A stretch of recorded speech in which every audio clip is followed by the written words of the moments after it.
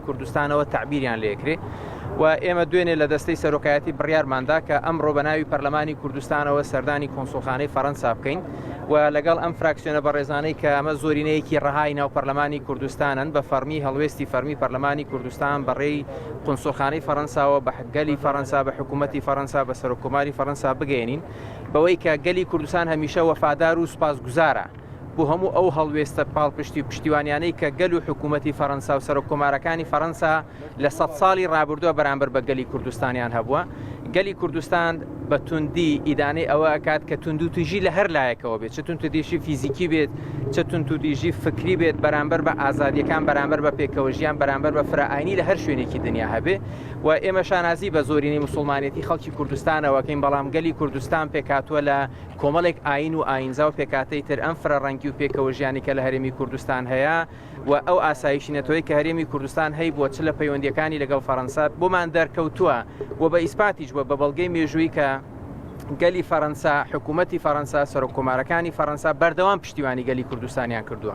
بۆی ئێمە هاتین بۆ هەم ڕێز و سوپاسگەیاندنەوە بە گەل و حکوومەتی فەڕەنسا و هەم بۆ دەربڕینی پشتیوانیش بۆ هەر هەڵوێستێک کە ئێستا حکوومەتی فەڕەنسا و ڕایگشتی فەڕەنسا هەیبێت بەوەی کە ئێمە بەردەوام بین لەسەر ئەم پەیوەندیانە هەیە. چونکە بەڕێزان بیرمان نەچێ گەلی فەڕەنسا، حکوومەتی فەڕەنسا ساڵی 1980 لە گەرمەی ئەنفال و کیمیاباران تەنها فەڕەنسیەکان بە هانای گەلی کوردستانەواتن. خاتودانیان میتران هاتە کەمپەکان کۆمەڵێک لە ئاوارەکانی خەڵکی کوردستانیان بردە فەڕەنسا. ساڵی 91 کاتێک کە ئێمە لە کۆڕە و ڕاپەڕی نابووین، خاتودانیان میتران بوو هاتە ناو هەرێمی کوردستان لە سنووری باڵەکایەتی لە دەستپێکی ڕاپەڕین و کۆڕەوە لەگەڵ ئەو کات جەنابی سەرۆک مەسعود بارزانی و ڕەحمەتی کاک نەوشیروان دانیشتووە.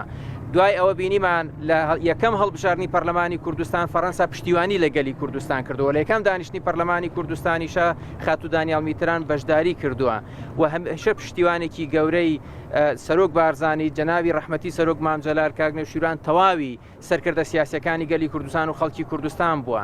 لە شەڕی ناوخۆش وەکو لاپەڕەیەکی ڕەش بەداخەوە پاریس بووە ئەو شوێنەی کە ئاشتەوایی لە نێوان هێزە سەرەکیەکانی کوردستان ئەکات. لە یەکگرتنەوەی پەرلەمانی کوردستان دانیال میتران جارێکی تر دێتەوە ناو پەرلەمانی کوردستان بەشداری ئەکات. لە 2008 فەڕەنسا قونسوڵخانەی خۆی لە هەرێمی کوردستان ئەکاتەوە. لە 2010 سەرۆک سارکۆزی لە ناو کۆشکی ئێلیزێ پێشوازی لە سەرۆکی هەرێمی کوردستان و شاندی باڵای هەرێمی کوردستانەکە. بۆ یەکەم جار لە مێژووی دیبلۆماسی گەلی کوردستان لە 15/6 2010 هەرێمی کوردستان ڕێککەوتنێکی نێودەوڵەتی لەگەڵ فەڕەنسای ئیمزاکە. لە 2013 فرانسوا هۆڵاند جارێکی تر پێشوازی لە جەنابی سەرۆک بارزانی شاندی باڵای هەرێمی کوردستان ئەکات. لە شەڕی داعش یەکەم سەرۆکی وڵات کە پەیوەندی بە سەرکردایەتی سیاسی کوردستان و هێزی پێشمەرگەوە کرد بۆ دەربڕینی پشتیوانی سەرۆک فرانسوا هۆڵاند بووە. دوای 3 ڕۆژ لۆران فابیۆس وەزیری دەرەوەی فەڕەنسا سەردانی هەرێمی کوردستانی کردووە. لە کۆشکی ئێلیزێ سەرۆک هۆڵاند پێشوازی لە شاندی پێشمەرگە کردووە، پێشوازی لە سەرۆک بارزانی کردووە، پێشوازی لە نوێنەرانی شەڕوانانی ڕۆژئاوای کوردستان کردووە. لە 2015 نوێنەرانی گەلی کوردستان بەشدارە بن لە ئیدانەکردنی ئەو ڕێپەیوانەی کە کرا بۆ ئیدانەکردنی ئەو کردەوە تیرۆریستی لە پاریس ئەنجام درراوە. لە 2016 جارێکی تر سەرۆک هۆڵاند سەردانی هەرێمی کوردستان ئەکات.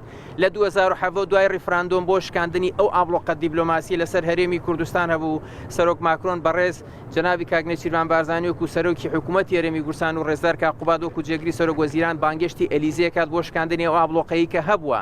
دواتریش سەردانەکانی بەڕێز سەرۆک ماکرۆن بۆ بەغدا و بڕیاریشە لە ئایندا دیسان سەردانی هەرێمی کوردستان بکە و بڕیارە لە ئایندەیەکی نزیک شاندێکی باڵای هەرێمی کوردستانیش دیسان سەردانی پاریس بکە.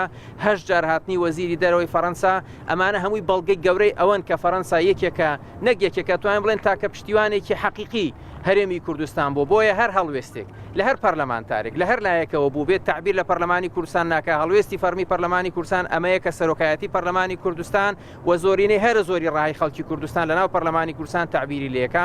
ئێمە بەردەوامە بین لە پشتیوانیکردنی فەڕەنسا و پشتیوانی فەڕەنساش بۆ هەرێمی کوردستان بەردەوامە بێ و ئێمە ئیدانەی هەر جۆرە لێدوان و هەر جۆرە دەربڕینێگەکەین کە پێکەوە ژیانی ئاینەکان پێکەوە هەڵکردن لەگەڵ یەکتری جیاوازی قوبولکردنی یەکتری نادیدە بگرێ. بۆیە جارێکتر بە ناوی پەرلەمانی کوردستان هاتینە ئێرە بۆ تعبیرکردن لەو هەڵوێستە فەرمی و زۆر سوپاس.